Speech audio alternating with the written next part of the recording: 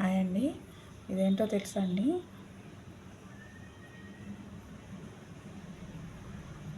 సూదిలో దారం ఎక్కించుకోవడం చాలా బాగా ఉపయోగపడుతుందండి. ఇదైతే చూసారా, ఇక్కడ వంకీలా ఉంది కదా,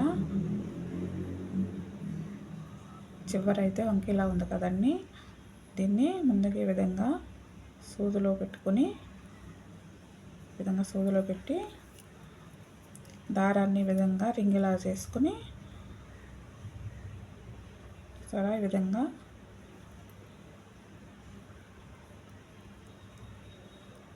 లాగితే దారం ఇలా ఈజీగా వచ్చేస్తుందండి.